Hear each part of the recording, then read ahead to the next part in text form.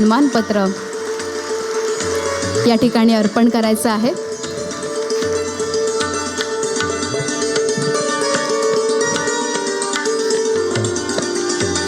वक्त्याने बोलताना सुरुवात करावी सन्माननीय व्यासपीठ. इथे कोणी व्यासपीठच नाही आहे. पण आजच्या कार्यक्रमात सहभागी होऊन मला खरंच खूप आनंद आहे. अनेक मोठ्या मोठ्या कार्यक्रमात मी जातो, पण प्रत्यक्ष कार्यकर्त्यांनी केलेलं आणि कामगारांमध्ये केलेलं हे काम बघणं, त्याचं कौतुक करणं, त्याच्या सहभाग घेणं अशी संधी कमी मिळते. आजच्या या कार्यक्रमाचे अनेक विशेषता आहे, त्यापैकी काहींचा उल्लेख मला विशेष करावासा वाटतो. डॉक्टर प्रशांत थोरात यांच्याशी माझी आज पहिल्यांदाच भेट झाली,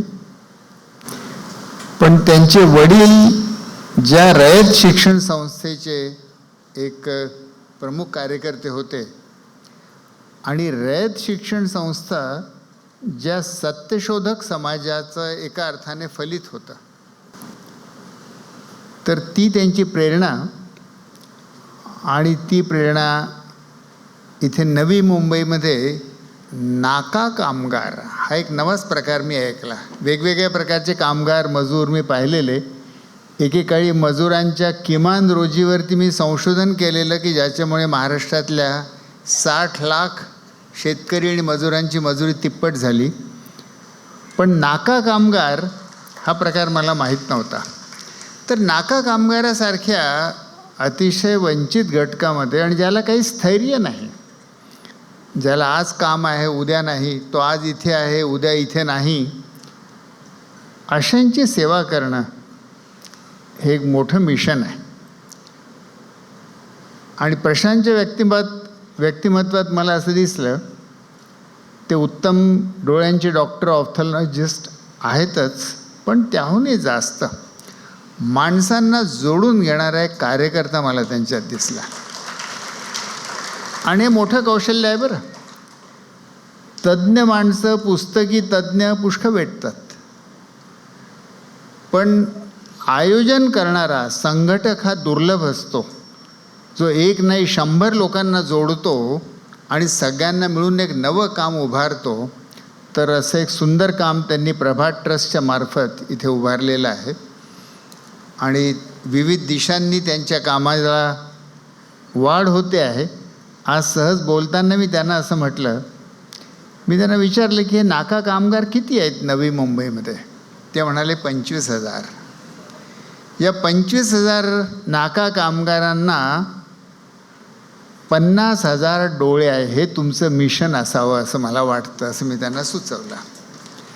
हे जे 50,000 डोळे आहेत, या डोळ्यांची दृष्टी, हे डोळे हे कसे राखता येतील? इतर छोटी मोठी इतर कामं अनेक जण करू शकतात, पण हा एक ऑफ्थॅल्मॉलॉजिस्ट आहे आणि एक कार्यकर्ता आहे आणि रयत शिक्षण संस्थेचं मूल्य शिक्षण त्यांच्यावर आहे. त्यामुळे या माणसाच्या हातून मोठं काम होईल याची मला खात्री आहे. आणि नवी मुंबईचे 25,000 नाका कामगारांची 50,000 डोळे त्यांचं ते रक्षण करतील अशी मला आशा अपेक्षा आहे.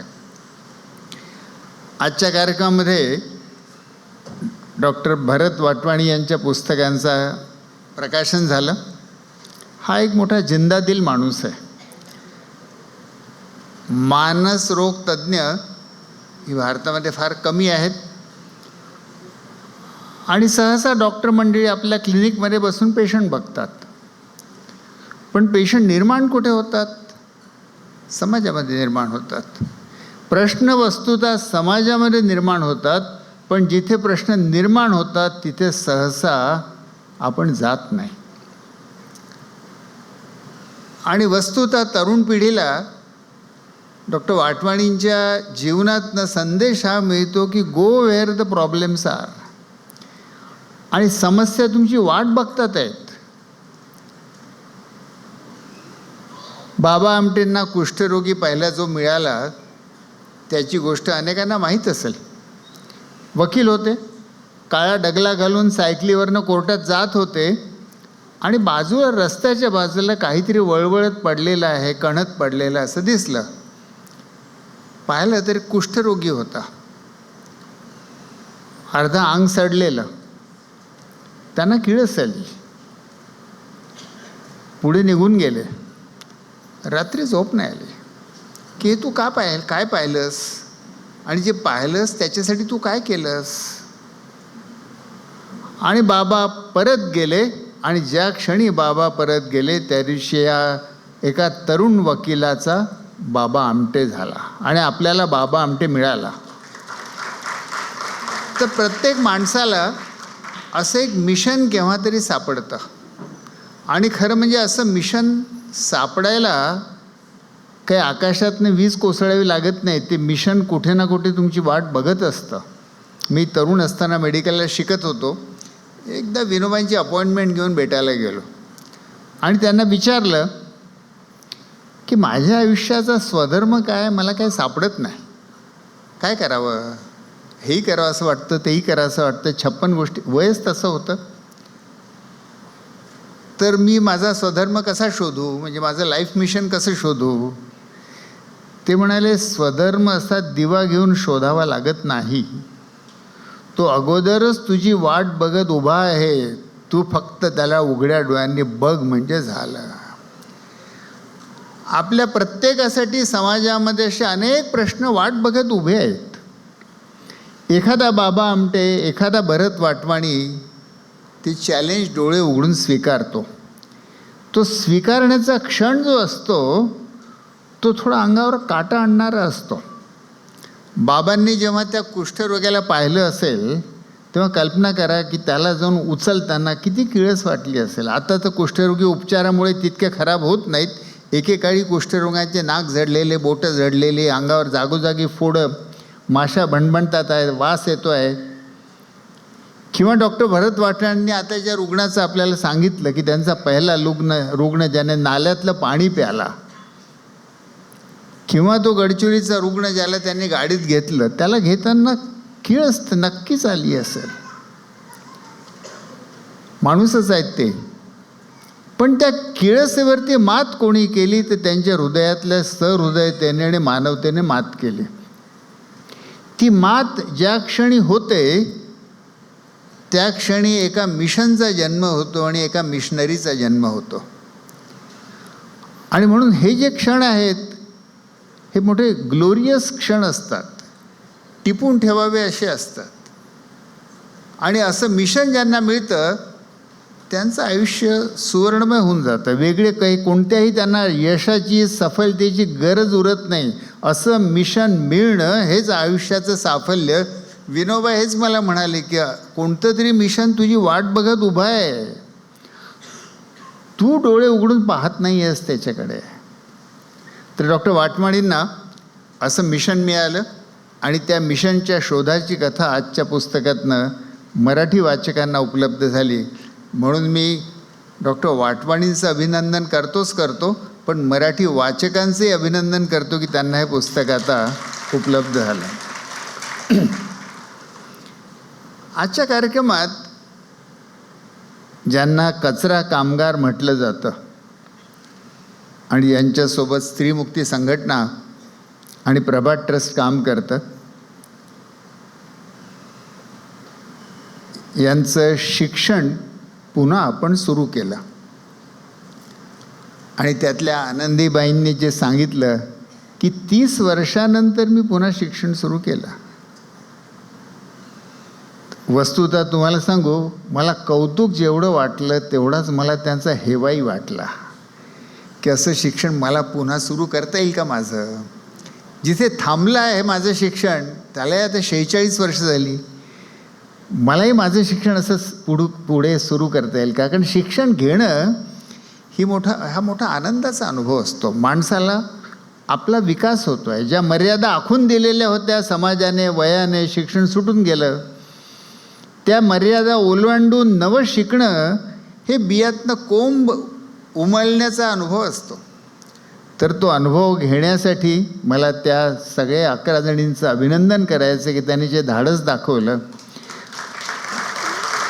आणि महाराष्ट्रामध्ये अशा स्त्रियांची मोठी उज्ज्वल परंपरा आहे. आणि आपल्या सगळ्यांना माहीत आहे की मागे जाता जाता जाता आपण सावित्रीबाई फुले नावाच्या एका बाईपर्यंत जाऊन पोचतो. त्या काळामध्ये कसं त्यांनी शिक्षण घेतलं असेल आणि त्यांना आणि ज्योतिबा फुलेंना किती समाजाची हेटाळणी झेलावी लागली असेल, पण त्यांनी जी हिंमत दाखवली, जे कार्य केलं, त्याच्यामुळे आज या आपल्या 11 महिला शिक्षण घेऊ शकल्या. खरं म्हणजे त्यांना 10वीच्या शिक्षणाचं सर्टिफिकेट देताना मला प्रामाणिकपणे सांगतो तुम्हाला, मला लाज वाटत होती. याचं कारण असं की औपचारिक शिक्षणामध्ये त्या मागे पडल्या म्हणून आता तुम्हाला परत आम्ही औपचारिक शिक्षणात आणून 10वीचं सर्टिफिकेट दिलं. त्या 10वीचं जे काही कोर्स करिक्युलम असेल, कंटेंट असेल, त्याचा जीवनात तुम्हाला किती उपयोग होणार आहे मला माहीत नाही. त्यात कदाचित वामन पंडितांच्या कविता असतील आणि रघुनाथ पंडितांच्या कविता असतील, त्यात युगोस्लेव्हियाचा इतिहास असेल किंवा रशियाचा भूगोल असेल, त्याचा काय जीवनात उपयोग होणार आहे मला माहीत नाही. पण तुम्हाला पुढे शिक्षण घ्यायचं असेल तर तुमची वाट याच्यातनं नक्कीच मोकळी होईल. आणि म्हणून जे कनेक्शन तुम्ही जोडलं आहे परत शिक्षणाची, हे पुढे जावो अशा माझ्या शुभेच्छा. पण माझ्या मनात त्यातनं अशी एक कल्पना आली की वस्तुतः स्त्रियांना औपचारिक शिक्षण असो नसो, खरं म्हणजे भारतातल्या प्रत्येक स्त्रीला स्वयंपाक करण्याचं MSc दिलं पाहिजे. मला नाही करता येत, माझ्या नावामागे 6, 8, 10 काहीतरी डिग्र्या आहेत, पण मला स्वयंपाक धड नाही करता येत. आणि भारतातली प्रत्येक बाई करते आणि छान करते. आणि कमीत कमी 15, 20, 30 तरी रेसिपीज तिला बनवता येतात, तर तिला तर नक्कीच MSc दिलं पाहिजे. आणि म्हणून या 11 ज्या कचरा कामगार स्त्रिया यांना 10वीचं सर्टिफिकेट तर आपण दिलंच, पण मी तर म्हणेन की त्यांना आपण मानद PhD दिलं पाहिजे. कारण त्या ज्या तऱ्हेने कचरा उचलतात, त्याला सेग्रिगेट करतात, समाजाची प्रचंड सेवा होते आणि मी ते नाही करू शकणार. आपण सुशिक्षित माणसं ते करू शकणार नाही. असं एक कौशल्य, एक सेवाभाव आणि कष्ट करण्याची वृत्ती त्यांच्यामध्ये आहे. हिला आपण केव्हा रेकग्नाईज करणार? औपचारिक शिक्षण आणि त्याच्यातनं मिळणारं सर्टिफिकेट हे एकच काही शिक्षण नाही आहे. आणि म्हणून एक जीवनाने त्यांना शिक्षण दिलेलं आहे आणि जीवनाने दिलेल्या शिक्षणाचा कर्तव्य म्हणून त्या वापर करतात आहेत, हे रेकग्नाईज झालं पाहिजे. चीनमध्ये जेव्हा माओ त्से-तुंग होता, माओ त्से-तुंगचे अनेक दोष आहेत, पण त्यांनी जी सांस्कृतिक क्रांती केली, कल्चरल रिव्होल्युशन, त्यामध्ये एक अतिशय रॅडिकल पाऊल उचललं. तेच म्हणाले, विद्यापीठाच्या प्राध्यापकांना जीवनोपयोगी काहीच तरी येत नाही, म्हणून सगळ्या कृषी प्राध्यापकांना त्यांनी खेड्यात पाठवलं, जा शेतात काम करा. आणि खेड्यातनं शेतकऱ्यांना, लोहारांना, सुतारांना बोलवलं. त्यांना म्हटलं, तुम्ही कृषी महाविद्यालयात शिकवा, इंजिनिअरिंग कॉलेजमध्ये शिकवा की लोखंडापासून वस्तू कशा बनवतात, लाकडापासून वस्तू कशा बनवतात किंवा प्रत्यक्ष शेती कशी करतात. आपल्या देशातल्या प्रत्येक उत्पादक श्रम करणाऱ्या माणसाला, मग तो शेतकरी असो की कामगार असो की कचरा कामगार असो की स्वयंपाकघरातली बाई असो, त्यांच्या प्रत्येकाकडे एक कौशल्य अगोदरच आहे. वस्तुतः अख्खा समाज त्याच्या भरोश्यावर चालतो आहे, पण त्याला आपण मोजत नाही, त्याला आपण रेकग्नाईज करत नाही.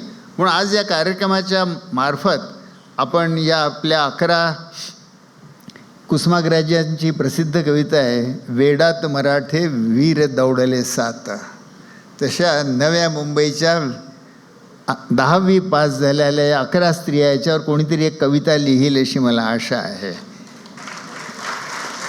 तर त्यांचं मी अभिनंदन करू इच्छितो आणि त्यांना त्यांच्या पुढच्या शिक्षणासाठी, औपचारिक की अनौपचारिक, पण त्या शिक्षणासाठी त्यांना आणि त्यांच्या शिक्षकांचं देखील मी अभिनंदन करू इच्छितो की त्यांनी त्यांचं बोट धरलं आणि त्यांना हे शिक्षण पूर्ण करण्याची संधी दिली.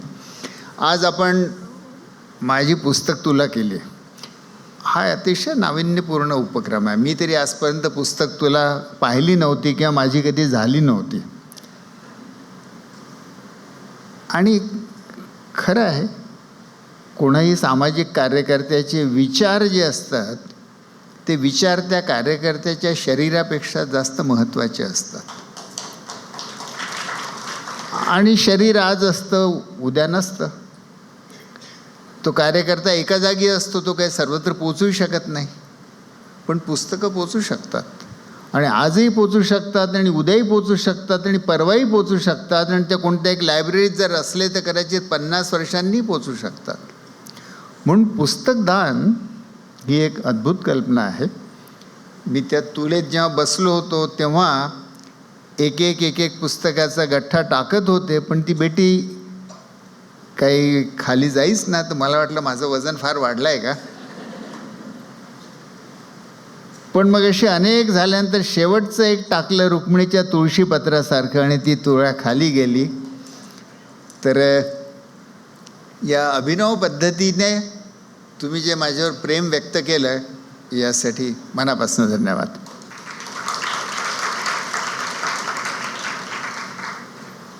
डॉक्टर थोरातांनी जसा उल्लेख केला सुरुवातीलाच, की आज खरं म्हणजे मी एक माझा अपूर्ण राहिलेला वादा पूर्ण करायला आलो. डिसेंबरच्या कार्यक्रमाला मी येईन असं कबूल केलं. माझं तिकीट वगैरे सगळं झालं होतं, आणि कार्यक्रमाला निघण्याच्या आदल्या दिवशी माझी पत्नी राणी, तिला 3 वर्षापूर्वी ब्रेन हिमोरेज झाला होता. त्यामुळे एका बाजूला लकवा मारला होता. त्यातनं बरीच ती रिकवर झाली आहे, पण त्या दिवशी कार्यक्रमाच्या आदल्या दिवशी तिला अचानक त्रास व्हायला लागला, आणि आम्हाला शंका आली की तिला ब्रेन हिमोरेज पुन्हा उमळला आहे का. त्यामुळे तुम्ही कल्पना करू शकता की किती चिंतित मी झालो, आणि म्हणून तिला ताबडतोब नागपूरला नेऊन हॉस्पिटलाइज करावं लागलं, MRI करावा लागला, आणि म्हणून हा कार्यक्रम मला रद्द करावा लागला. याची मला फार खंत होती, कारण तुम्ही कार्यक्रम आयोजित केला होता, आणि माझ्या काही व्यक्तिगत अडचणीमुळे मी नाही येऊ शकलो, तर मी केव्हा तरी येऊन हे भाषण देईन असा वादा मी डॉक्टर प्रशांत थोरातांना केला होता. आज मला आनंद आहे की माझं अपूर्ण राहिलेलं कर्तव्य मी आज पूर्ण करायला आपल्यासमोर इथे हजर आहे. विषय जो मी निवडला आहे त्याचं शीर्षक आहे आरोग्य स्वराज्य. एका छोट्याशा अनुभवापासून सुरू करतो. दिल्लीत माझे एक प्राध्यापक मित्र आहेत, सुशिक्षित आहेत, PhD आहेत, अनेक PhDंना त्यांनी गाईड केलेलं आहे. नुकतंच त्यांची भेट झाली, दिल्लीला गेलो, बरंच वजन कमी झालेलं दिसलं. म्हटलं काय झालं. ते म्हणाले 3 महिन्यापूर्वी छोटंसं पोटात दुखलं म्हणून डॉक्टरकडे गेलो. तिथून जी सुरुवात झाली, रुग्णालयात भरती केलं, गॉलस्टोन निघाले, ऑपरेशन करताना कॉम्प्लिकेशन झाले. 45 दिवस मी ICUमध्ये भरती होतो. 20 किलो वजन कमी झालं, आणि 45 दिवसांनी परत आलो तेव्हा सोबत 48 लाख रुपयाचं बिल घेऊन आलो, आणि त्यांचं मेडिकल इन्शुरन्स आहे 5 लाख रुपयाचं. हा अनुभव एकट्या दुकट्या माणसाचा नाही आहे. वर्ल्ड बँक असा अंदाज व्यक्त करते की भारतामध्ये दरवर्षी 5 कोटी लोक गरिबीच्या रेषेच्या खाली ढकलले जातात. कशामुळे? दुष्काळामुळे नाही,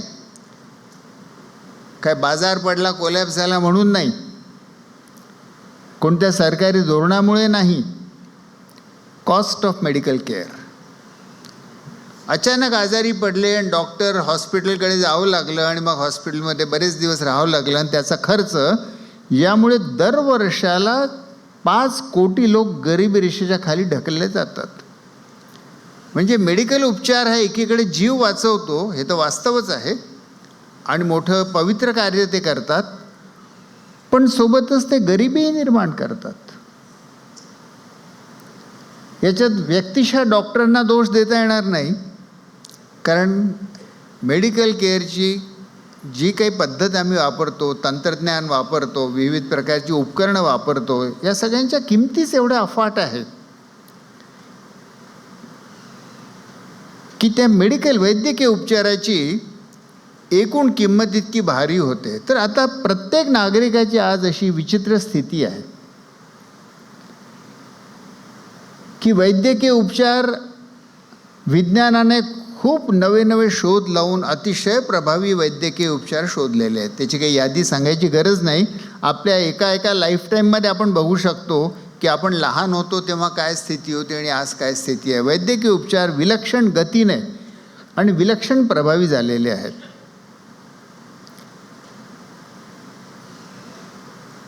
ते घेतले नाही तर जीव जातो आणि ते घेतले तरी आर्थिक जीव जातो.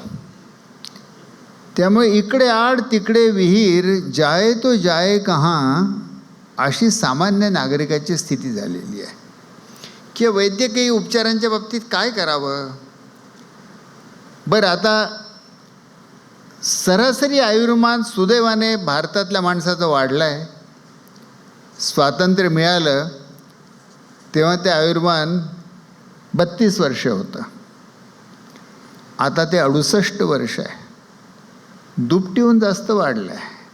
आणि माणसं सहजच आता 70-80 मध्ये 90ची माणसं मिळतात आणि क्वचित 100पर्यंत माणसं पोचायला लागलेली आहेत. माणसं दिवसेंदिवस जास्त दिवस जगतात आहेत. फार आनंदाची गोष्ट आहे. पण रोगांसोबत जगतात आहेत. आणि प्रत्येकालाच कोणता ना कोणता रोग एका विशिष्ट वयानंतर सुरू होतो. भारतातले जे विविध आरोग्याचे सर्वे आहेत ते असं म्हणतात की 60 वर्षाच्या वयाची आणि त्याच्या पलीकडच्या वयाची जेवढी माणसं भारतात आहेत त्यापैकी 68% लोकांना कोणता ना कोणता मोठा आजार आहे. त्यामुळे माणसं जगतात आहेत पण रोगांसोबत जगतात आहेत. आणि माणसं किती जगू शकतात. विज्ञानाने माणसाची जगण्याची आयुर्मर्यादा वाढवत नेलेली आहे उपचारांमुळे आणि इतर सामाजिक सुधारणांमुळे. एक उदाहरण आहे जगाच्या इतिहासात नोंदवलेलं उदाहरण आहे. वेंकी रामकृष्णन नावाचे नोबेल पारितोषिक विजेते संशोधक आहेत. भारतीय आहेत पण अमेरिकेत आहेत. त्यांच्या व्हाय वी डाय, आपण का मरतो नावाचं एक सुंदर पुस्तक आहे. त्यात ते म्हणतात की एक पुराव्यासकट नोंदवलेली केस आहे की ज्याचं आयुष्य जगात तरी आजपर्यंत पुराव्यासकट नोंदवलेलं सगळ्यात लांब आयुष्य आहे आणि ते 122 वर्ष होतं. म्हणजे जैविकदृष्ट्या माणूस जास्तीत जास्त 122पर्यंत तर जगू शकतो. पण आपण जगत नाही. आपण बहुतेक त्याच्या अगोदरच संपतो. आणि दुसरं, जे काही लांब आपण जगतो ते रोगांसोबत जगतो. आणि या उपचाराचं आपले जे वैद्यकीय मॉडेल आहे ते कसं आहे, कुठून आलं आहे? अमेरिकेतनं आलं आहे. अमेरिका किती खर्च करते वैद्यकीय उपचारावर? एक छोटासा आकडा सांगायचा तर सरासरी प्रति माणसी प्रति वर्षाला अमेरिकेमध्ये वैद्यकीय सेवेचा खर्च देशभरातल्या सगळ्या जनतेसाठी, बरं काही हॉस्पिटलचं बिल नाही सांगत आहे, प्रति माणसी प्रति वर्ष वैद्यकीय सेवेचा खर्च अमेरिका देशामध्ये $14,700 आहे. ढोबळ मानाने 1 लक्ष, ढोबळ मानाने 14,000 म्हणजे 14 लक्ष समजा, 14 लक्ष रुपये. $14,700 म्हणजे सरासरी 14 लक्ष रुपये. आणि भारताचा प्रति व्यक्ती प्रतिवर्ष आरोग्याचा खर्च $100 कमी आहे. म्हणजे आपल्यापेक्षा 1400 पट त्यांचा आरोग्यावरती खर्च जास्त आहे. त्यांनी आणि त्या पैशाने निर्माण केलेले जे आरोग्यसेवेचं मॉडेल आहे ते आपल्याला कठीण आहे. पण आपण एक अख्खा देश म्हणून मूर्खासारखं त्या मॉडेलचं आपण अनुकरण करत धावत चाललो आहोत. आणि त्यामुळे रुग्णालय, आर्थिक किंमत आणि त्याचा पडलेला भुर्दंड वाढत चाललेला आहे. आणि पंतप्रधानांपासून सगळे जे काही योजना काढतात त्या असतात मेडिकल इन्शुरन्सच्या योजना. मेडिकल इन्शुरन्स तुम्हाला आजारी पडल्यास थोडा पैसा देऊ शकतात पण मेले ते काही आयुष्य देऊ शकत नाही. आणि मेडिकल इन्शुरन्स काही तुमचा रोगही दूर करू शकत नाही. त्यामुळे काहीतरी वेगळा विचार करण्याची आवश्यकता आहे. म्हणून 2 प्रश्न आपल्यासमोर. मी 100 वर्ष निरोगी कसा जगू? नुसतं जगू नाही, मी 100 वर्ष निरोगी कसा जगू? आणि दुसरा प्रश्न की यदा कदाचित आजारी पडलो, आणि प्रत्येकजण पडणार, कधी ना कधी पडणार. कोणाला डोळ्याचा कॅटरॅक्ट होणार, कोणाला सायकॅट्रिक प्रॉब्लेम होणार, कोणाचं BP वाढणार. आजारी पडलो तर मला परवडेल आणि सहज उपलब्ध होईल असा उपचार कसा आणि कुठे? आजच्या भाषणामध्ये मी या 2 प्रश्नांचं उत्तर आपल्यासोबत शोधण्याचा, शेअर करण्याचा प्रयत्न करणार आहे. सुरुवात स्वाभाविकपणे आपली अशी व्हायला पाहिजे मग, की जर 100 वर्ष निरोगी राहायचं आहे तर निरोगी म्हणजे काय? 46 वर्षापूर्वी मी जेव्हा अमेरिकेतनं शिकून परत आलो, दिल्लीमध्ये एका संस्थेमध्ये एका म्हाताऱ्या गृहस्थाची माझी भेट झाली. ते गृहस्थ कोण होते ते नंतर सांगतो. तर त्यांनी मला विचारला प्रश्न की काय तू MD आहेस? म्हटलं हो. अमेरिकेतनं शिकून आला आहेस? म्हटलं हो. तर मला आरोग्याची भारतीय व्याख्या सांग. आरोग्याची भारतीय व्याख्या मी कधी ऐकलीच नव्हती. आमच्या एवढ्या लांब वैद्यकीय शिक्षणात भारतात किंवा अमेरिकेत कधी काय उल्लेखही निघाला नव्हता. मला माहीत नव्हते. तर मग काहीतरी बोलायचं म्हणून मी त्यांना वर्ल्ड हेल्थ ऑर्गनायझेशनची व्याख्या सांगितली. ते म्हणाले नाही, हे पाश्चिमात्य व्याख्या, मला भारतीय व्याख्या सांग. नाही माहीत. म्हणाले निरोगी माणसाला काय म्हणतात? हिंदीत बोलत होतो आम्ही. निरोगी माणसाला काय म्हणतात? मी म्हणालो स्वस्थ. बस तीच आरोग्याची भारतीय व्याख्या आहे. जो स्व में स्थित है वो स्वस्थ है. भारतामध्ये आरोग्याच्या कल्पनेमध्येच, नुसतं कल्पनेमध्ये नाही, त्या शब्दामध्येच स्वातंत्र्य, स्वावलंबन निहित आहे. काय सुंदर शब्द निर्माण केला आहे त्यांनी. एवढं BP म्हणजे निरोगी, एवढं हिमोग्लोबिन म्हणजे निरोगी, एवढं BMI, एवढं कोलेस्ट्रॉल असल्या व्याख्या नाही बनवल्या. जो स्वमध्ये स्थित आहे म्हणजे जो दुसऱ्या कोणावर अवलंबून नाही आहे, ज्याला स्वतःची काळजी घेण्याचं आणि स्वतःचे कर्तव्य आणि कर्म करण्याची पूर्ण शारीरिक अवस्था आहे, तो स्वस्थ. जो स्वमध्ये स्थित आहे तो स्वस्थ. माझ्यासाठी हा युरेका क्षण होता. तोपर्यंत मी जेवढं काही वैद्यकीय विज्ञान शिकलो होतो आणि प्रॅक्टिस केलं होतं ते सगळं आजाराचा उपचार करायचो. आम्ही उपचार करतो आणि रोग्याला घरी पाठवतो, पण आम्ही आरोग्याला स्वस्थ नाही करत. आणि वस्तुतः आमच्या आरोग्य सेवेचं ध्येय तर हे असलं पाहिजे की स्वस्थ माणसं निर्माण करणं. आम्ही अस्वस्थ माणसं आमच्याकडे येतात, आम्ही त्यांचा उपचार करतो. सुदैवाने त्यांना बहुतेक वेळा आम्ही काही रिलीफही देऊ शकतो, पण तो परत जाताना अस्वस्थच असतो, कारण तो आता स्वमध्ये स्थित नाही आहे, तो डॉक्टरस्थ झालेला आहे. जो डॉक्टरवर अवलंबित आहे तो डॉक्टरस्थ, तो अस्वस्थच आहे की. म्हणून स्वमध्ये स्थित हा जो, आणि आता तो माणूस कोण होता सांगून देतो. योगायोगाने मला नंतर कळलं की ते महात्मा गांधींचे सख्खे नातू प्रोफेसर रामचंद्र गांधी होते. म्हणून एका अर्थाने प्रत्यक्ष गांधीच्याच मुखातनं मला हा आरोग्याचा नवा अर्थ कळला. जो स्व में स्थित है वो स्वस्थ है. या दिशेने काम करायला पाहिजे. गांधींचा दुसरा शब्द आहे स्वराज्य. टिळक म्हणाले स्वराज्य माझा जन्मसिद्ध हक्क आहे आणि तो मिळवणारच. गांधींनी स्वराज्यासाठी लढाई केली, पण गांधींनी स्वराज्याचा अर्थ त्यांच्या हिंद स्वराज्य पुस्तकात थोडा वेगळा सांगितला आहे. ते असं म्हणाले स्वराज्य म्हणजे प्रत्येकाला वाटतं माझं राज्य, आणि माझं राज्य प्रत्येकालाच वाटतं. सगळे राजकीय नेत्यांना असं वाटतंच त्यांचं स्वराज्य असावं, म्हणजे त्यांचं राज्य देशावर असावं, म्हणूनच सगळी धडपड असते. गांधी म्हणाले स्वराज्य म्हणजे स्वचं राज्य नाही, ते फार भयानक होईल. कारण प्रत्येक माणसांच्या इच्छा तर इतक्या अफाट असतात, त्यांना काही अंतच नसतो. मग तुझ्या इच्छेने जर सगळं जग चालायला लागलं तर हे जग नरक होईल. स्वराज्य म्हणजे स्ववर्ती राज्य. आहा, मला माझ्या वर्तनावरती, इच्छांवरती, जीवनावरती, सवयींवरती आत्मानुशासन करता आलं पाहिजे. दॅट इज स्वराज्य. आता ह्याच्या दोन वेगळ्याच कल्पना मला मिळाल्या, जे माझ्या वैद्यकीय शिक्षणात किंवा पब्लिक हेल्थ शिक्षणात कधी माझं तोंड ओळखही नव्हती झाली. स्वस्थ आणि स्वराज्य या दोन कल्पनांना एकत्र करून मी शब्द कॉइन केला, आरोग्य स्वराज्य. आपलं आरोग्य ही आपलीच जबाबदारी असली पाहिजे. क्वचित प्रसंगी गरज पडेल, अतिशय त्रास होईल, तेव्हा रुग्णालय, डॉक्टर यांच्याकडे जावंच लागेल आपल्याला. पण 90% आपल्या आरोग्यावरती आपली जबाबदारी आहे. त्याच्यावरती आपलं नियंत्रण असलं पाहिजे, ते आपल्या हातात असलं पाहिजे आणि ते आपल्या हातात ठेवून चांगल्या तऱ्हेने जगण्याची जबाबदारी आणि स्वातंत्र्य दोन्ही माझं आहे.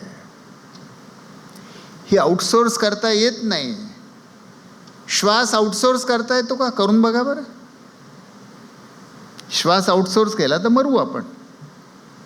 तसंच आपलं स्वास्थ्य, आपलं आरोग्य आउटसोर्स करता येत नाही. म्हणून माझं स्वास्थ्य ही माझीच जबाबदारी, हे जर आपण ध्येय ठेवलं तर आपल्याला मग आपलं आरोग्य कसं सांभाळायचं, मग आरोग्य स्वराज्याचं चित्र कसं असेल? 2 उदाहरण मी घेणार आहे. एक उदाहरण आमच्या आदिवासी भागातलं आणि दुसरा रोग जो मुंबईमध्ये खूप आहे. 2 टोकावरची 2 उदाहरणं घेऊया. गडचिरोलीमध्ये आदिवासींमध्ये मोठ्या प्रमाणात बालमृत्यू होतात. हे बालमृत्यू का होतात? 1,00,000 लोकसंख्येच्या गावांमध्ये, म्हणजे जवळजवळ 104 गावांमध्ये वर्षभर आम्ही मोजमाप करून पाहिलं तर गडचिरोलीमध्ये 1988 साली अर्भक मृत्यूदर, म्हणजे काय की 1000 मुलं जिवंत जन्माला आली बाळ, त्यातले एका वर्षात किती मरून जातात, त्याला म्हणतात अर्भक मृत्यूदर. गडचिरोलीच्या ग्रामीण आदिवासी भागात अर्भक मृत्यूदर 121 होता. 1000 मुलापैकी पहिल्या वर्षीच 121 मरून जायचे.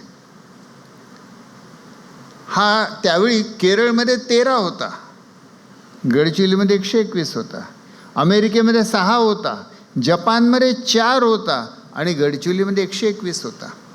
ही मुलं का मरतात आहेत?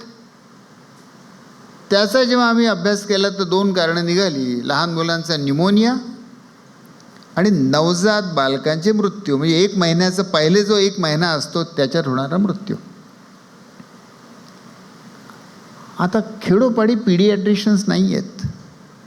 काही आशाही करता येत नाही की प्रत्येक खेड्यामध्ये एक पीडियाट्रिशियन राहील. आणि मुलं तर खेड्यात मरतात आहेत.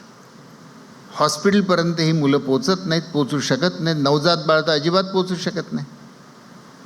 मग काय करता येईल? या गावांना स्वस्थ करता येईल का? या गावांमध्ये आरोग्य स्वराज्य करता येईल का? म्हणजे काय करायचं? तर मग या न्यूमोनिया झालेल्या मुलांचा निदान उपचार गावामधल्याच कोण्या बाईला करता येईल का? डॉक्टर नाही मिळणार आहे. मग काय, खोकला असलेलं मूल असेल आणि त्याचा श्वास मोजला तर त्याच्यावरनं न्यूमोनियाचं निदान करता येतं. पण या बायांना मोजता येत नव्हतं. जशा आपल्या या 11 भगिनी किमान 10वीपर्यंत तरी पोचल्या, पण आमच्या गडचिरोलीच्या खेड्यातल्या बाया अर्धसाक्षर, त्यांना 10च्या पलीकडे मोजताच येत नव्हतं. म्हणून मी एक छोटंसं उपकरण बनवलं, त्याला नाव दिलं ब्रेथ काउंटर.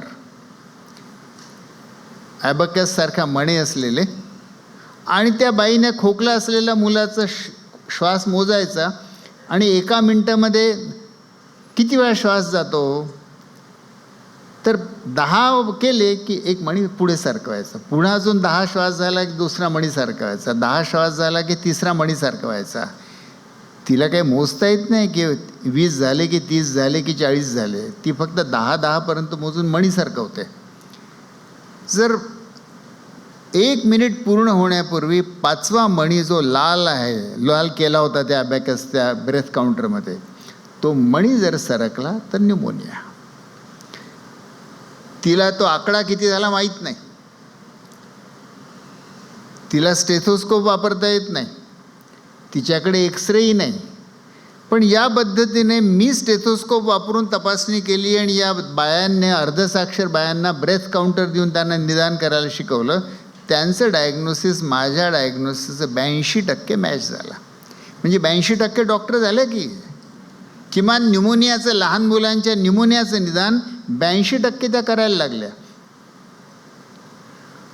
अशा तऱ्हेने खेड्यातलंच गावातच न्यूमोनियाचं निदान करायचं आम्ही गावातल्याच एक एक कार्यकर्तीला शिकवलं. तिला नाव दिलं आरोग्य दूत. आणि त्याच्यातनं न्यूमोनियाचे मृत्यू 76% कमी झाले. एका वर्षात 76% मृत्यू कमी झाले. आता उरलेले मृत्यू नवजात बाळांचे, हे तर अजूनच कठीण. कारण नवजात बाळ खरंच ते 1 महिन्याचं बाळ आहे किंवा 1 महिन्याच्या आतलं बाळ, ते काही सांगत नाही की मला भूक लागली. त्याला फक्त एकच, एक तर ते रडतं तरी किंवा गपगार पडतं, थंड पडतं आणि मरून जातं. फार लवकर मरतात ते. WHO असं म्हणत होते की हे फार कठीण मामला असतो. नवजात बाळ आजारी असेल हॉस्पिटलला घेऊन जा. पण आमच्या गडचिरोलीहून नवजात बाळांचं हॉस्पिटल 200 किलोमीटर दूर होतं नागपूरला. कसं नेणार? आणि म्हणून शेवटी तीच पद्धत आरोग्य स्वराज्याची पुन्हा वापरून आम्ही गावागावामध्ये नवजात बालरोग तज्ज्ञ बाई निर्माण केली. बेअरफूट निओनेटॉलॉजिस्ट, 7वी 8वी अशी बाई. अशा 39 गावातनं 39 बाया निवडल्या आणि त्यांना ट्रेनिंग दिलं. 36 दिवसांचं ट्रेनिंग. त्यांना उपकरणं दिली, 1500 रुपयाची उपकरणं. पण ही जी आरोग्यदूत झाली आमची, आता आम्हाला प्रश्न की आपण काय भलतं धाडसतं नाही करत. हे नवजात बाळाचा उपचार करायला डॉक्टर लोक घाबरतात, पिडियाट्रिशियन सोडून. बाकी डॉक्टर लोकांना काळजीच वाटते की हे काय करायचं आहे बाळाचं. आणि WHO म्हणतो हॉस्पिटलमध्ये पाठवा. आणि आपण या खेड्यातल्या अर्धसाक्षर बाईला आता गावातले नवजात बालरोग तज्ज्ञ करतो आहोत. त्याच्यामुळे तिला नवजात बाळाचं वजन कसं मोजायचं, प्रीटर्म बेबी कसं डायग्नोज करायचं, बर्थ ॲस्फिक्सिया, गुदमरलेलं बाळ तर त्याला ऑक्सिजन कसं द्यायचं, त्याला व्हिटॅमिन के इंजेक्शन कसं द्यायचं, सगळं शिकवलेलं होतं. पण भलतं तर धाडच नाही म्हणून आम्ही भारतातले 10 सर्वोच्च बालरोग तज्ज्ञ बोलवले. आणि ते आले देखील, गडचिरोलीला आले. 3 दिवस राहिले. त्यांना आम्ही म्हटलं की तुम्ही या, आम्ही जे 39 आरोग्यदूतांना अनवाणी पायाचे निओनेटॉलॉजिस्ट बनवलेलं आहे, त्यांची परीक्षा घ्या आणि आम्हाला सांगा की यांच्या हातात गडचिरोलीची बाळं सुरक्षित आहे का, आम्ही देऊ का यांना हेच काम, आता जबाबदारी देऊ का. 3 दिवस त्यांनी परीक्षा घेतली. त्याचे चेअरमन होते all India Institute of Medical sciences दिल्लीचे जे पीडियाट्रिक्सचे चेअरमन डॉक्टर मेहरबान सिंग. ते भारतातले नवजात बालरोगाच्या विषयातले भीष्म पितामह. ते त्या कमिटीचे अध्यक्ष होते. 3 दिवसानंतर त्यांनी जाहीरपणे असं सांगितलं की या गडचिरोलीमधल्या 39 अर्धसाक्षर बाया सर्चने प्रशिक्षित केलेले आरोग्यदूत, they know about newborn care more than the MBS graduates of All India Institute of Medical Sciences. आणि त्यांच्याकडनं या आरोग्यदूतांच्या क्षमतेचं आणि नवजात बालकांच्या सुरक्षिततेचं असं सर्टिफिकेट घेऊन मग आम्ही त्यांच्या हातात ही सेवा दिली. याच्यात होतं काय, त्या काळात सुरुवातीला तरी सगळी बांधपण घरी व्हायची. इथे अनेक जण खेड्यातनं आलेले आहेत, त्यांनी पाहिलं असेल की घरामधली जी अंधारलेली खोली असते, जिचा काही उपयोग नसतो, तिला बाळणपणाची खोली बनवतात. आणि त्या अंधाराला खोलीत एका बाजेवरती ती बाईचं बाळणपण होते. त्या आतमध्ये खोलीमध्ये फक्त दाई आणि एखादी घरातली म्हातारी आजी सोडून अजून कोणाला जाण्याची परवानगी नसते. बाळणपणाच्या नंतर 7 दिवस ते बाळ आणि ती आई तिथेच राहतात, कोणी आतमध्ये जाऊ शकत नाही. ते बाळ आणि आई दाराच्या बाहेर पाऊल टाकू शकत नाही, परमिशन नव्हती. आणि 7व्या दिवशी ते बाळ जर जगलं तर त्याला जिवंत बाहेर आणतात, मेलं तर त्याला जमिनीत पुरून देतात. अख्खा ग्रामीण भारत या बाळणपणाच्या अंधारलेल्या खोल्यांमध्ये जन्म घेत होता. तिथे जगत तरी होता किंवा मरत तरी होता. वर्षाला 2.5 कोटी नवजात बालकं. आणि त्यांना आरोग्य सेवेचं कधी तोंडही बघायला मिळायचं नाही. ही आम्ही जी प्रशिक्षित केली बाई, ही आता घरोघरी जायला लागली, बाळंतपण अटेंड करायला लागली, त्या बाळंतपणाच्या खोलीत जायला लागली, नवजात बाळाला तपासायला लागली, सांभाळायला लागली, उपचार करायला लागली, आजारी पडला तो इंजेक्शनही द्यायला लागली, आणि सगळं अतिशय वैज्ञानिक पद्धतीने.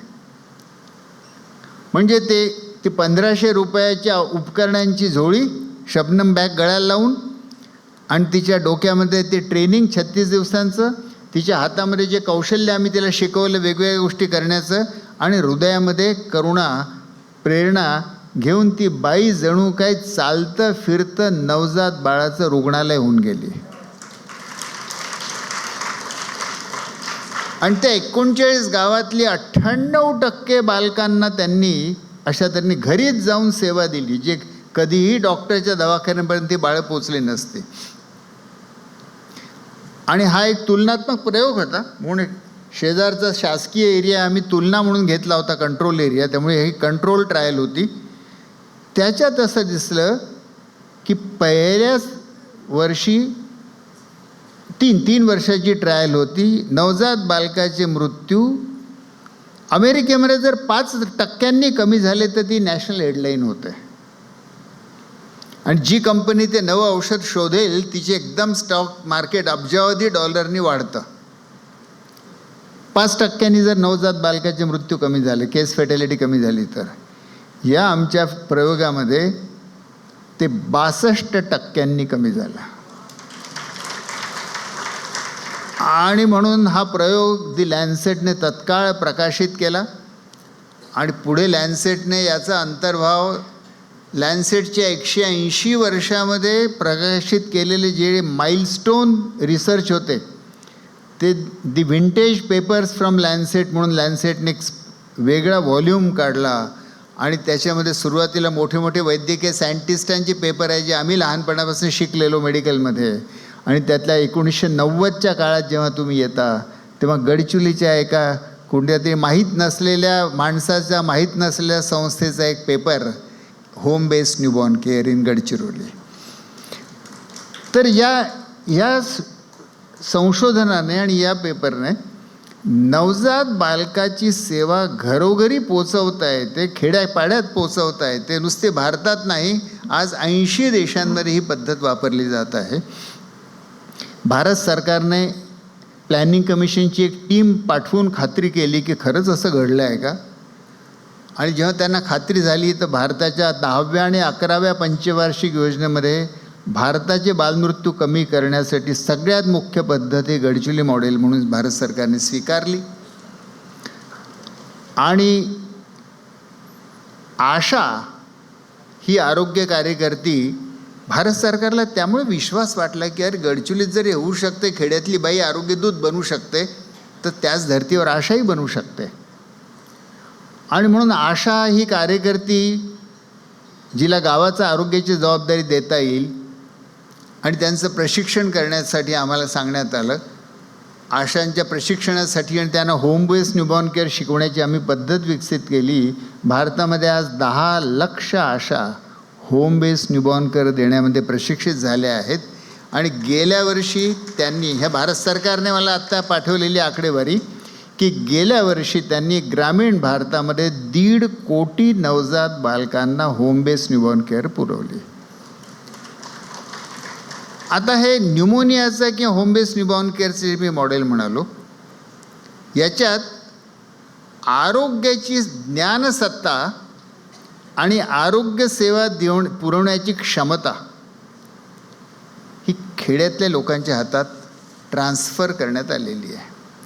It is transfer of power. ज्ञानसत्ता, वैद्यकीय उपचार देण्याची सत्ता ही मोठी कळीची सत्ता आहे. पण ती जोपर्यंत काही मोजक्या डॉक्टरांच्या आणि रुग्णालयांच्याच ताब्यात राहते, तिथेच अडकून राहते. तर जुन्या काळी जसं होतं की ऋग्वेदामध्ये सगळं ज्ञान आहे पण इतर लोकांना हे ज्ञान घेण्याची अधिकारच नाही. तर तसंच हे आरोग्य ज्ञान आणि नुसतंच ज्ञान नाही, तर आपल्या आरोग्याची, आपल्या गावातल्या लोकांच्या आरोग्याची काळजी घेण्याची क्षमता आणि जबाबदारी ही दोन्ही गावातल्या लोकांना देता येते आणि ते अतिशय सक्षमपणे पूर्ण करू शकतात, हे या 2 प्रयोगांनी सिद्ध केलं. त्यामुळे जगातल्या अनेक देशांमध्ये, जसं मी म्हणालो की आज 80 देशांमध्ये या पद्धतींचा वापर करण्यात येतो आहे. हे आरोग्य स्वराज्याचं एक उदाहरण म्हणून मी आपल्याला सांगितलं की ते गडचिरोलीमध्ये कसं आणि का विकसित झालं. हे झालं आदिवासींच्या किंवा ग्रामीण भागातल्या बालमृत्यूसाठी, एका प्रश्नासाठी.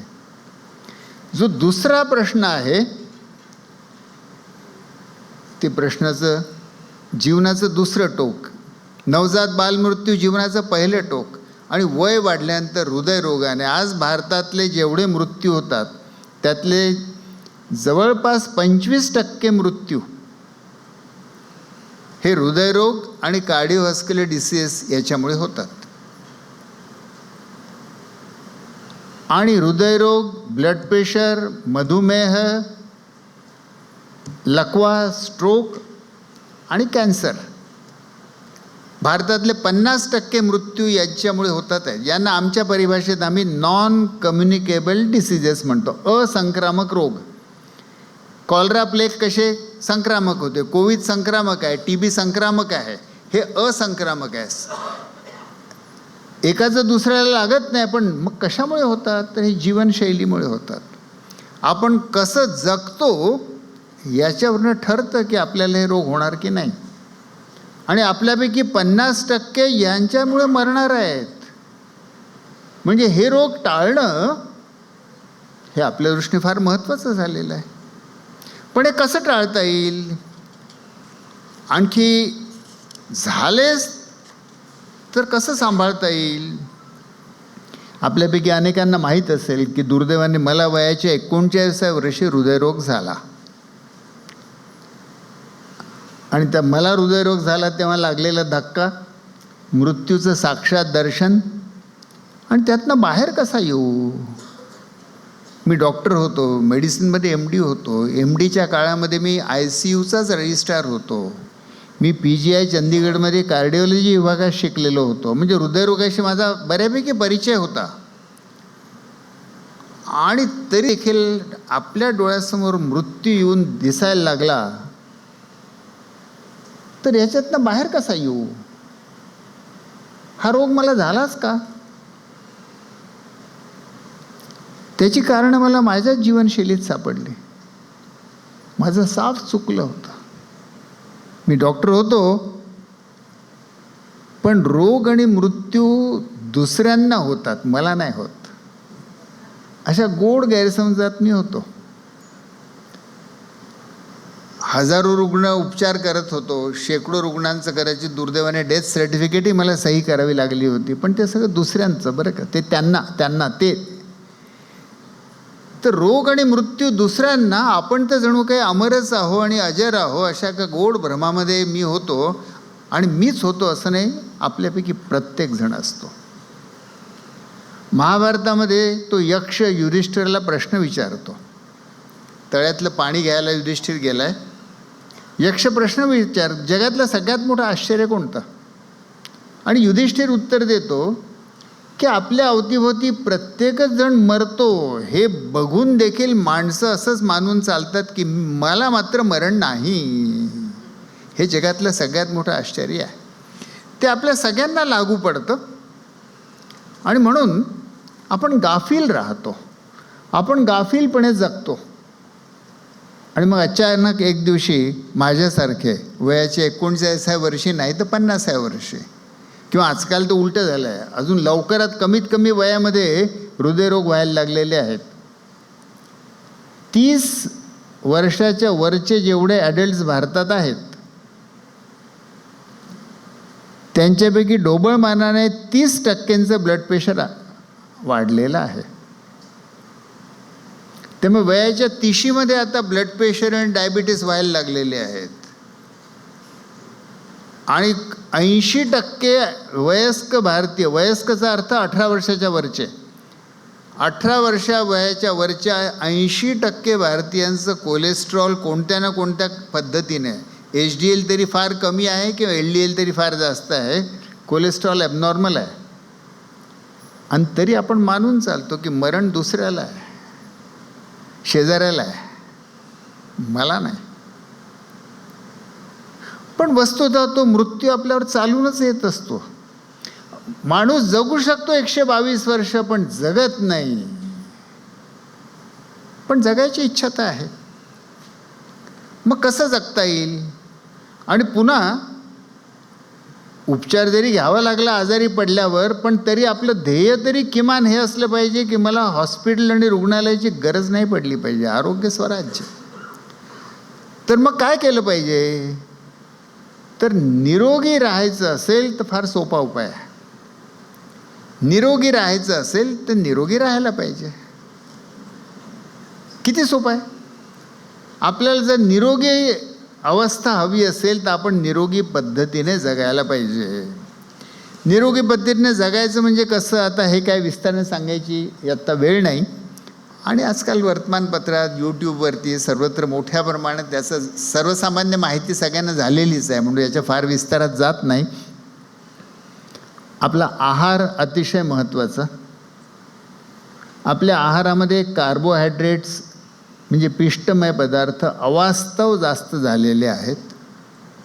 भारतीय आहारामध्ये ते फार जास्त आहेत. ते कमी करणं आवश्यक आहे. आपल्या आहारामध्ये आपण जे फॅट्स खातो ते सॅच्युरेटेड फॅट कमी करायला पाहिजेत. आणि आहारामध्ये फायबर, भाज्या, फळं वाढवायला पाहिजेत. भात आणि गहू कमी करा आणि बाजरी, ज्वारी वाढवा. उसळी आणि सलाद वाढवा. भाज्या, जवस, मेथी हे वाढवा. पण आपल्या आहारामध्ये आपल्याला बरंच परिवर्तन करावं लागेल. याची अडचण कुठे होते? याची अडचण अशी होते की आपल्याला लहानपणापासून चविष्ट खाण्याची सवय लागलेली असते. आणि ती सवय कोण लावतं? साक्षात मातृदेवता. म्हणून सगळ्या आयांना माझी हात जोडून विनंती आहे की नवराचं काय करावं करायची तुमच्या मनात द्वंद्व असेल की याला ठेवावं की जगवावं की जगवू नये, पण तुम्ही तुमच्या मुलाचं तर अहित नक्कीच तुम्ही विचार नाही करत. तर जर मुलाचं अहित तुम्ही चिंतित नाही तर त्याचे आहाराच्या बाबतीत लाड करू नका. तुम्ही जे त्याला आज सवय लावाल ते त्याचं भविष्य ठरवणार आहे. शाळेमध्ये आपण पाठवतो मुलांना तयार करून करून करून, शिक्षणातनं भविष्य ठरतं. पण त्याच्या अगोदर घरी जे खाण्याचं शिक्षण आपण त्याला देतो, त्याला सवयी लावतो चवीच्या, त्याच्यामुळे सगळी बरबादी होते. बरं, ज्यांची आर्थिक मजबुरी आहे की ज्यांना ज्वारी, तांदूळ, गहूशिवाय दुसरं काही खाताच येत नाही, ती वेगळी गोष्ट. पण मध्यमवर्गाला आर्थिक मजबुरी नाही आहे. आपण सवयी किंवा चव, बरं या सवयी लागतात कुठून? तर प्रत्येक बाईने आपल्या आईचं पाहिलेलं असते. आई जसा स्वयंपाक करते तशी ती बाई करते. म्हणून आजकाल मी तरुण पिढीला असा सल्ला देत असतो की बाबा रे, मुलगी जर बघायला जाल तर मुलीकडे बघू नका, मुलीच्या आईकडे बघा. कारण एक तर काही वर्षांनी ती मुलगी तशीच दिसणार आहे. आज तुम्हाला ती मोठी सुंदर तरुण वगैरे वाटते आहे, पण हे सगळं क्षणिक आहे. म्हणून मुलगी ही क्षणिक कालची मुलगी आणि अनंत काळची सासू असते. आणि ती स्वयंपाक तर नक्कीच आपल्या आईचाच करणार आहे. तुम्ही काहीही करून घ्या आणि म्हणून तुला तेच खावं लागणार आहे. म्हणून सासू स्वयंपाक कशी करते ते बघून घे. माझा मुद्दा असा आहे, यातला विनोदाचा भाग जरी सोडला तरी आई मुलीकडे परंपरा आणि ते कौशल्य हस्तांतरित करते. आणि मुली आपल्या मुलांना खाण्याच्या सवयी, म्हणजे ती जेव्हा आई बनते ती आपल्या मुलांना खाण्याच्या सवयी लावते. आणि मग आयुष्यभर तो ॲडल्ट वयस्क पुरुष किंवा स्त्री तेच खातो आणि तेच जगतो. म्हणून लहानपणी आहाराच्या सवयी, आपल्याकडे गोडधोड खिलवणं, याचं विलक्षण कौतुक आहे. जेव्हा समाज बुभुक्षित होता, त्याला खायलाच मिळत नव्हतं, तेव्हा गोडधोड खाण्याचं अवास्तव कौतुक समजण्यासारखं तरी होतं. पण आता तसं नाही आहे. मध्यमवर्ग तसं नाही आहे, बुभुक्षित नाही आहे. उद्याचं जेवण मिळेल की नाहीची खात्री नाही, अशी काही अवस्था नाही आहे. तर आता निरोगी जगायचं असेल तर निरोगी खाल्लं पाहिजे. एक महात्मा गांधींनी त्याच्यासाठी एक अतिशय शब्द कोणता वापरावा, अनपेक्षित असं एक व्रत सुचवलेलं आहे. हे पूर्वी भारतीय परंपरेमध्ये होतं की नाही हे व्रत मी कधी वाचलेलं नाही, म्हणून मला असं वाटतं की ही गांधीची खोज आहे. पण शक्य आहे की ते भारतीय परंपरेत असेल. ते व्रत आहे, गंमत वाटेल असं व्रत आहे. त्यांची व्रतं आहेत अहिंसा, सत्य, अस्तेय. ही बौद्ध धर्मातही आहे, जैन धर्मातही आहे, पतंजलची योगमध्येही आहे. त्यामुळे ही सगळी पारंपरिक आहेत. पण त्यांनी एक व्रत त्याच्यात टाकलं, अस्वाद. अस्वाद मराठी शब्द आहे आस्वाद. पण आस्वाद म्हणजे चव घेऊन खाणे. म्हणजे मग होतं काय की आपण चवीचे गुलाम बनतो. म्हणजे जिभेला जे आवडतं ते आपण खातो, आरोग्याला जे योग्य आहे ते नाही खात. म्हणून गांधीजी असं म्हणाले की स्वादाकडे दुर्लक्ष करणे आणि स्वादाच्या प्रती निर्लिप्त राहून जे आरोग्याला चांगलं आहे ते खाणे. एका अर्थाने असं की गांधी म्हणाले की बेचव करून खा. आपली सगळी धडपड असते जेवण चविष्ट करण्याची. चविष्ट केलं की आपण तो पदार्थ जास्त खातो, गरजेपेक्षा जास्त खातो. मग हळूहळू पोट वाढायला लागतं, BMI वाढतो, कमरेचा घेर वाढतो, हृदयाच्या रक्तवाहिन्या बारीक व्हायला लागतात आणि एक दिवशी आपण हार्ट अटॅक होऊन मरतो. आपण म्हणतो मेलो तर 72, पण चविष्ट खाणं सोडणार नाही. म्हणून आईची ही जबाबदारी आहे की त्याने लहानपणीच जे निरोगी आहे त्याचीच चव लावून दिली पाहिजे.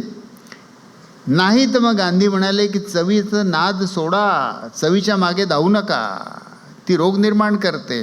म्हणून अस्वाद व्रत हे त्यांनी सांगितलं. निरोगी राहायचं असेल तर दुसरं म्हणजे व्यसनांपासून दूर राहायला पाहिजे. बाकी व्यसनं तर एवढ्या मोठ्या प्रमाणात नाही, पण सगळ्यात जास्त दारू आणि तंबाखू 2 व्यसनं आहेत. आज विज्ञान असं सांगत आहे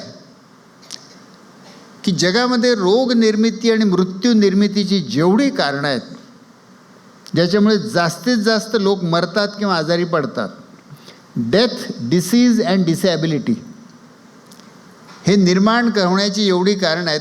global burden of disease study नावाचा एक जागतिक स्टडी आजपर्यंत जगाच्या इतिहासात झालेला नाही, एवढा मोठा हा स्टडी आहे. पहिल्यांदा तो 2010 प्रकाशित झाला, दुसऱ्यांदा 2017 प्रकाशित झाला. आजकाल जगभर याचाच आधार घेण्यात येतो. तर global burden of disease study असं दाखवतं की जगामध्ये मृत्यू, रोग आणि विकलांगता निर्माण होण्याची जेवढी सगळ्यात महत्त्वाची 7 कारणं आहेत, त्या 7 पैकी 2 कारणं दारू आणि तंबाखू आहे. त्यामुळे दारू आणि तंबाखू आता निव्वळ मजा घेण्याचे पदार्थ उरले नाहीत. They are no longer pleasure goods. ते आता आधुनिक युगातले कॉलरा आणि प्लेग झालेले आहेत. पूर्वीच्या काळी कॉलरा प्लेगने माणसं मरायची, TB मलेरियाने माणसं मरायची. आता ते दारू आणि तंबाखू ही त्याची प्रमुख कारणं झालेली आहेत. 7 कारणापैकी 2 कारणं दारू आणि तंबाखू. आणि आपल्या मित्राला आपण असं म्हणतो का, अरे चला 1 ग्लास कॉलरा घे, किंवा 1 कप TB घे, असं नाही म्हणत आपण. पण दारू मात्र देतो. तंबाखू किंवा इथे मावा म्हणतात, मला वाटतं पश्चिम महाराष्ट्रात, आमच्याकडे विदर्भात खर्रा म्हणतात. तंबाखू घोटतात आणि एकमेकांना देतात. अरे मृत्यू येऊन राहिले तुम्ही. तर ह्या पदार्थांचा वापर समाजामध्ये कमी व्हायला पाहिजे. गडचिरोलीत आम्ही यासाठी वेगळाच प्रयोग केलेला आहे. व्यक्तीचं तर व्यसन उपचार व्हायला पाहिजे, पण एकदा व्यसन लागल्यावर सहसा सुटत नाही, कठीण जातं. म्हणून आम्ही सामूहिक मुक्ती, दारू तंबाखू मुक्ती, अख्खा गडचिरोली जिल्हा दारू तंबाखू मुक्त करता येईल का? 12 लक्ष लोकसंख्या, 1500 गावं. अर्थात हे ध्येय झालं. कोणतंच ध्येय 100% कधी प्राप्त होत नसतं, पण ते तुम्हाला दिशा दाखवतं. म्हणून गडचिरोलीमध्ये 30 वर्षापूर्वी आम्ही पहिले दारूबंदी करून घेतली. अधिकृत कमर्शियल दारू बंद झाली. जी आहे ती अनधिकृत, ती देखील बंद कशी करता येईल, तर गावाने मिळून निर्णय घ्यायचा की आमच्या गावात दारू सुरू ठेवायची आहे की नाही ठेवायची. आणि गावाच्या ग्रामसभेला असा निर्णय घेण्याचा संवैधानिक अधिकार आहे, कायदेशीर अधिकार आहे की दारू आणि तंबाखू ह्या व्यसन निर्माण करणाऱ्या पदार्थांचं गावामध्ये काय करायचं हे गावाने ठरवायचं. कायद्याने अधिकार दिलेला आहे. तो वापरून आज गडचिरोलीच्या 800 गावांनी गावातनं दारू पूर्णपणे बंद करून टाकलेली आहे. पण एका रोग्याचा उपचार हे अशक्य आहे. गडचिरोलीमध्ये 1,04,000 पुरुष दारू पितात. आम्ही दरवर्षी जिल्ह्याचा सॅम्पल सर्वे करतो. गडचिरोलीमध्ये 1,04,000 पुरुष दारू पितात आणि गडचिरोलीमध्ये 5 लाख बाया आणि पुरुष दोन्ही मिळून तंबाखू खातात. यांचं कुठे तुम्ही एका माणसाचा व्यसन उपचार करत बसणार? अशक्यप्राय गोष्ट आहे. म्हणून सामूहिक निर्णय आणि गावाला हा निर्णय घेण्याचा अधिकार आहे. तेव्हा आरोग्य स्वराज्यमध्ये व्यक्ती स्वतःच्या वर्तनावरती संयम आणेल, पण तसंच गाव समुदाय देखील गावाचे काही नॉर्म्स ठरवेल. आणि पुष्कळ वेळा माणसाचं वागणं हे माझ्या अवतीभोवतीचे लोक कसे वागतात आहे त्यानुसार मी वागतो. जिथे गाव ठरवते की आपण कोणीच दारू पिणार नाही, या गावात दारू, आदिवासींमध्ये लग्नामध्ये दारू वापर खूप कॉमन होता. दारूमुक्त लग्न आदिवासींची अशी परंपरा. तिथे जत्रा होते, मार्कंड्याची जत्रा होते, त्याला 10 लाख लोक 3 जिल्ह्यातनं येतात. मार्कंड्याची पूर्ण जत्रा आम्ही दारू आणि तंबाखू मुक्त करून टाकली आहे की देवाला दारू आणि तंबाखू चालत नाही म्हणून मार्कंड्याची जत्रा, मार्कंड्याला दक्षिणेची काशी म्हणतात. तर मुद्दा असा की संस्कृती, समाज, सामुदायिक निर्णय आणि व्यक्तीचं आत्मनियंत्रण या पद्धतीने दारू तंबाखूचं नियंत्रण करण्याचा एक मोठा प्रयोग गडचिरोलीत सुरू आहे. आपल्या प्रत्येकाला व्यायामाची गरज असते. शरीर व्यायाम मागतं, मन आळस मागतं. मन म्हणतं टी व्ही समोर बसून चॅनल सर्फिंग करू किंवा क्रिकेटच्या मॅच पाहू किंवा वर्ल्ड कप फुटबॉल पाहू. फुटबॉल खेळायला नाही जाऊ, फुटबॉल बघायला. तर व्यायाम आणि व्यायामासोबत योगासन, शरीराला किमान व्यायाम आवश्यक असतो, तो दिला पाहिजे. मानसिक ताण सगळ्यांना खूप झाला आहे. ज्याला मानसिक ताण नाही असा माणूस सापडणार नाही. हा ताण निर्माण कुठून होतो? जर थोडं खोलवर जाऊन पाहिलं तर असं दिसतं आपल्याला की आपला अहंकार आणि आपला स्वार्थ याच्यातनं शेवटी मानसिक ताण निर्माण होतो. आपला अहंकार आणि स्वार्थ आपल्याला जगापासून तोडतो आणि आपला अहंकार आणि स्वार्थ म्हणतो की मी मी मी मी मला मला मला, हे सगळं विश्व माझ्या इच्छेभोवती फिरलं पाहिजे, माझ्या गरजानुसार याने चाललं पाहिजे, सगळं मलाच मिळालं पाहिजे, सगळे हारतुरेही मलाच मिळालं पाहिजे, सगळं सोनं नाणंही मलाच मिळालं पाहिजे, बँक बॅलन्सही सगळा माझ्याच नावाने पाहिजे. हा जो मी मी म्हणणारा अहंकार आहे तो अजून एक गोष्ट करतो. सगळी जागतिक रचना आता दुर्दैवाने स्पर्धेची झालेली आहे. व्यक्तिमधली स्पर्धा. अमेरिकन मॉडेल इकॉनॉमिक ग्रोथचं असंच आहे की माणसं स्पर्धा करतील आणि त्या स्पर्धेमधनं जे पुढे जातील ते जातील. पण स्पर्धेचा अर्थ काय होतो? स्पर्धा काय करते? गडचिरोलीमध्ये आम्ही एक शिबिर घेतलं युवकांचं, नियमितपणे घेतो निर्माणचं. गडचिरोलीची मुलं होती, आम्ही खेळ, आणि मुंबईची मुलं होती, अख्ख्या महाराष्ट्रातली मुलं होती. एक खेळ गेला, 2-2 लोकांच्या तरुणांच्या जोड्या बनवल्या आणि त्यांना काल्पनिक खेळ असा दिला की समजा तुम्ही गडचिरोलीच्या जंगलातनं जाता आणि अचानक समोरून वाघ आला तर तुम्ही काय कराल? गडचिरोलीची 2 मुलांची जोडी होती आदिवासींची. ते म्हणाले काय करू आता, दोघं मिळून वाघाशी लढू, जगलो तर दोघंही जगू, मेलो तर दोघंही मरू. मुंबईच्या मुलांची जोडी होती, तर एक पोरगं त्यातलं स्मार्ट होतं, ते म्हणाला मी पळत सुटेन. मी म्हटलं अरे तू मुंबईचा मुलगा आहे, तू वाघापेक्षा जास्त गतीने पळणार आहेस का? तर तो म्हणाला वाघापेक्षा जास्त गतीने पळायची गरज नाही म्हणे, माझ्या सोबत्यापेक्षा जास्त गतीने पळालो की वाघाच्या तोंडात तो जाईल. म्हणजे जी मित्राला देखील वाघाच्या तोंडात देते त्याला स्पर्धा असे म्हणतात. स्पर्धेच्या या युगामध्ये आपण सगळ्या विश्वाशी स्पर्धा करतो. नीटची परीक्षा 21 लक्ष मुलं देतात, त्यांची 21 लक्ष मुलांशी स्पर्धा आहे. तुझा नंबर काय लागणार आहे? तुझे अपोनंट कोण आहेत? 21 लक्ष. आणि स्वार्थाच्या स्पर्धेमध्ये तर अख्खं जग विरुद्ध मी. अख्खं जग विरुद्ध मी, तर तुमचं काय होणार आहे? हा भार कोणालाच पेलवणं शक्य नाही. अख्खं जग विरुद्ध मी एकटा, ही मोठी विषम लढाई आहे. पण ती आपण स्वतःवर ओढवून घेतो. स्वार्थ आणि स्पर्धा याच्यामुळे आपण अख्खं जग विरुद्ध मी अशी लढाई ओढवून घेतो आणि त्यामुळे मग त्याचा ताण होतो आपल्याला. अँझायटी होते किंवा डिप्रेशन होतं. एकटेपणा निर्माण होतो, लोनलीनेस निर्माण होतो. हा लोनलीनेस किती प्रचंड वाढला आहे मला भारतातली आकडेवारी तर माहीत नाही, पण ब्रिटनमध्ये हे एकटेपणं वाटणं, लोनलीनेस, यासाठी ब्रिटिश सरकारने एक मिनिस्ट्री ऑफ लोनलीनेस सुरू केलेली आहे. आणि टॉनी ब्लेअर पंतप्रधान होते तेव्हा त्यांच्या पंतप्रधानाच्या ऑफिसमध्ये बाकायदा मिनिस्ट्री ऑफ लोनलीनेसचं ऑफिस स्थापन करण्यात आलं की हा ब्रिटनचा राष्ट्रीय प्रश्न झालेला आहे. लोक एकटे एकटे महसूस करतात. लोकांना एकटे एकटे यासाठी वाटतं की स्पर्धा, स्वार्थ आणि अहंकार हे एकमेकांच्या विरोधात उभं करतं. याच्यासाठी काय करावं? यासाठी एक सोपा उपाय असतो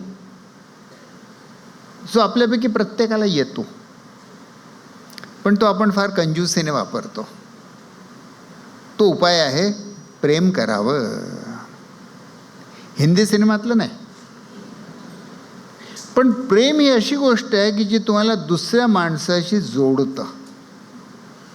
त्याला काही दुसरे पूल करावे लागत नाही. प्रेम माणसाशी जोडतं. मग ते नवऱ्या बायकोचं प्रेम असो, की प्रियकर प्रेयसीचं प्रेम असो, की बहीण भावाचं प्रेम असो, की भावाभावाचं प्रेम असो, की आई मुलाचं प्रेम असो, की मित्रामित्राचं प्रेम असो, की सहकाऱ्यांसोबतचं प्रेम असो, की शेजाऱ्यासोबतचं प्रेम असो, की गावातलं बंधुभाव असो. प्रेम माणसाला दुसऱ्या माणसाशी जोडतं आणि त्या क्षणी ते माझं एकटेपण दूर करतं. किती प्रभावी उपाय आहे, आणि तो माझ्या हातात आहे. प्रेम करायला दुसऱ्याची परवानगी मागावी लागत नाही, लग्न करायला मागावी लागते. तर माझ्या हातामध्ये इतरांवरती प्रेम करणं आहे. आणि प्रेम नुसतं भावनिक न करता ते जर कृतिशील केलं तर ते सेवा होतं. म्हणून सेवा हे माणसाला आपलं एकटेपण, स्वार्थ दूर करण्याचं आणि दुसऱ्या माणसांशी जोडून घेण्याचं अप्रतिम साधन आहे. तर या जगामध्ये 808 अब्ज एकटी माणसं आहेत. प्रत्येकच जण एकटा आहे. प्रत्येकच जणू काही एक आयलँड आहे, एक द्वीप बनवून बसलेला आहे. फक्त त्याला इतरांसोबत नातं जोडायची गरज आहे. ओनली कनेक्ट, त्याची गरज आहे. आणि त्याच्यामधनं माणसाच्या जीवनाला कोणता ना कोणता हेतू प्राप्त होतो. जर प्रशांत थोरात नाका कामगारांची सेवा करत असेल तर याच्यातनं प्रशांत थोरातचा एक प्रश्न सुटतो आहे. प्रशांत थोरातचा एकटेपणाचा प्रश्न सुटतो आहे.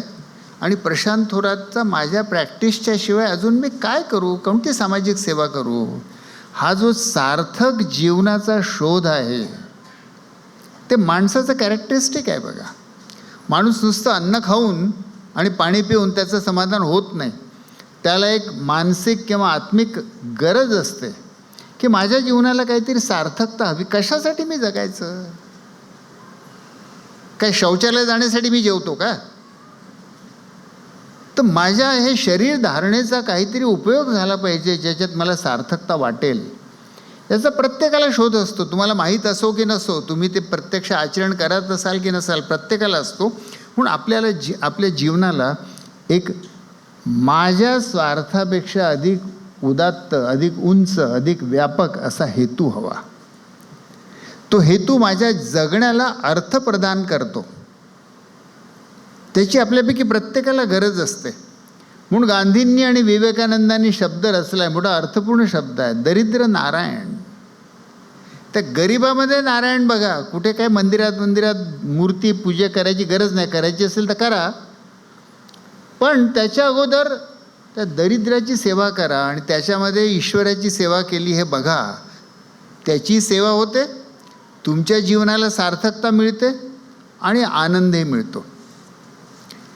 तर मित्रांनो, मी वाढत्या वयासोबत, बदलत्या रोगांच्या स्वरूपासोबत आणि वैद्यकीय सेवेच्या वाढत्या खर्चासोबत प्रश्न उपस्थित आपण इथून सुरू केला की मी 100 वर्ष निरोगी कसं जगू. म्हणून निरोगी म्हणजे काय आणि याची व्यवस्था निर्माण करायची असेल तर ती अवलंबनाची नको. म्हणून आरोग्य स्वराज्य हे चित्र आपल्याला हवं. ते कसं असू शकतं, याची 2 रोगांचं उदाहरण घेतलं, खेड्यातले बालमृत्यू आणि गडचिरोलीचं आरोग्य स्वराज्य मॉडेल. आणि दुसरं म्हणजे हृदयरोग झाला तर स्वतःच्या जीवनशैलीला बदलून निरोगी जगून आपण हृदयरोग एक तर टाळावं तरी कसं किंवा झाल्यानंतर सांभाळावं तरी कसं.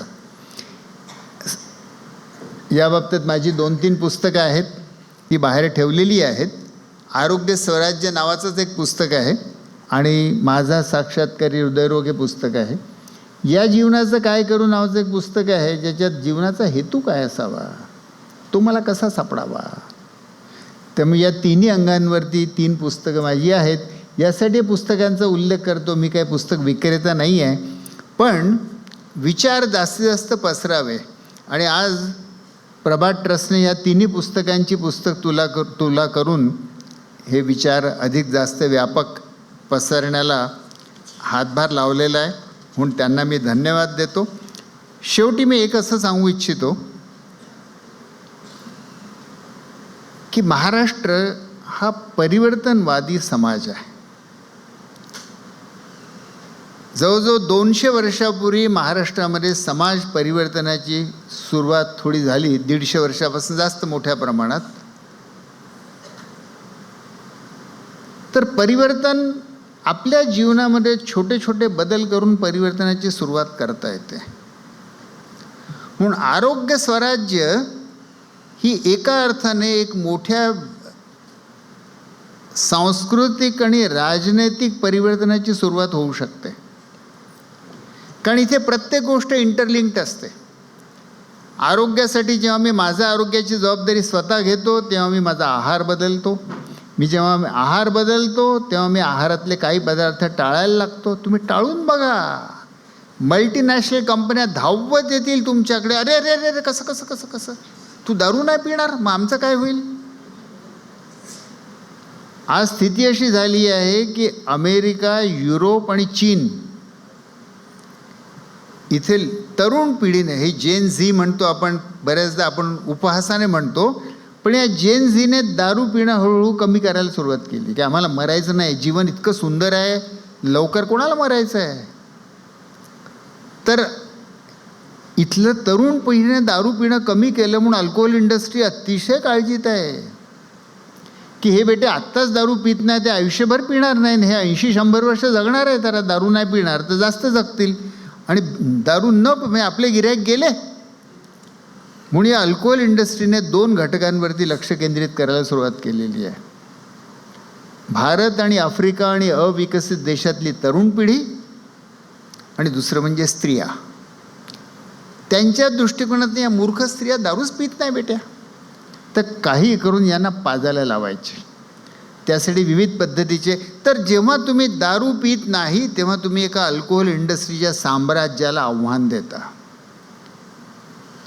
जेव्हा तुम्ही एक निरोगी आहार घेता तेव्हा तुम्ही फूड इंडस्ट्रीच्या एका प्रचंड मोठ्या साम्राज्याला आव्हान देता. तुम्ही महत्त्वाचे आहात कारण तुम्ही ग्राहक आहात. तुम्ही महत्त्वाचे आहात म्हणूनच ती फूड इंडस्ट्री एवढ्या जाहिराती करते. ती पैसे देऊन देऊन माधुरी दीक्षित, ऐश्वर्या राय, दीपिका पदुकोणला तुमच्यासमोर टी व्हीवर नाचवते की हे खा ते खा. का? कारण ग्राहक राजा. लक्षात घ्या की आपल्या हातात किती सत्ता आहे. आपल्या हातात एवढी महत्त्वाची सत्ता, आपली नोट हे आपलं व्होट आहे. आपण खर्च कुठे करतो हे आपलं कोणत्या प्रकारच्या जीवनशैलीला माझं मत आहे. तर आपली नोट ही निरोगी जीवनशैलीला खर्च करा, तर एक मोठी सांस्कृतिक क्रांतीची सुरुवात होते, एक राजनैतिक क्रांतीची सुरुवात होते, कारण आरोग्य सत्ता तुमच्या हातात येते. आणि म्हणून माझ्या जीवनामध्ये परिवर्तनापासून मी सुरुवात करू शकतो. आता तुम्ही शेवटचा प्रश्न तुमच्या मनात असेल, पण हे सगळं ठीक आहे डॉक्टर बंग, पण हे शक्य आहे का? तर शक्य आहे का हा प्रश्न असा असतो, त्याचं उत्तर एकदा महात्मा गांधींनी दिलं आहे. मिठाचा सत्याग्रह त्यांनी 1930 जाहीर केला आणि म्हणाले की प्रत्येक नागरिकाने जाऊन मूठभर मीठ बनवायचं समुद्रकिनाऱ्यावर, हे ब्रिटिश साम्राज्याला आपण पळवून लावू. मोतीलाल नेहरू बॅरिस्टर होते, मोठे बॅरिस्टर होते. त्यांनी गांधीजींना एक लांब पत्र लिहिलं. गांधीजींना खूप मानायचे ते गांधी. तर 22 पानी त्यांनी एक पत्र लिहिलं गांधीजींना.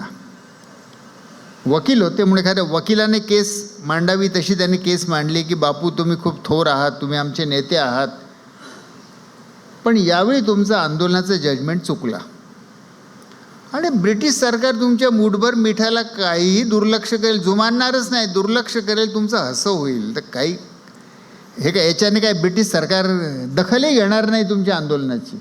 बनवा, मीठ बनवता तर बनवा. तर त्यांना वाटलं आता गांधीजी याचं काहीतरी उत्तर देतील. गांधीजींनी एक पोस्टकार्डवर उत्तर दिलं. प्रिय मोतीलाल, तुम्हारा पत्र मिला, करके देखो तुम्हारा बापू. या तुझ्या 22 पानी पत्राचं मी काहीच तर्क उत्तर देणार नाही आहे, करून तर पहा. ब्रिटिश सरकार घाबरते की नाही, करून पहा. आता मोतीलाल नेहरू म्हणाले की काय म्हातारा ऐकत नाही, पण आता मानलेलं, त्याला राष्ट्रीय नेता मानलेलं, तर म्हणून मग मोतीलाल नेहरूंनी जाहीर केलं की या दिवशी अमुक अमुक दिवशी मी अलाहाबादहून जाणार, समुद्रकिनाऱ्यावर मीठ बनवणार. त्यांना खात्री होती की दुर्लक्षच करेल सरकार. दुसऱ्या दिवशी जाणार होते, रात्री 12 वाजता दारावरती टक टक टक टक टक. त्या काळामध्ये स्वातंत्र्य सैनिकाच्या दारावरती रात्री 12 वाजता टकटकचा अर्थ असायचा दार उघडलं, ब्रिटिश पोलीस, राजद्रोहाच्या आरोपाखाली तुम्हाला अटक करण्यात येत आहे. अरे पण मी कोणता राजद्रोह केला, तुम्ही मीठ बनवायला जात आहात. त्यांनी म्हटलं मी एक टेलिग्राम करू शकतो का? ते म्हणाले करू शकता, पण राजनैतिक टेलिग्राम नाही चालणार. नाही म्हणे, राजनैतिक नाही, व्यक्तिगत आहे, करा.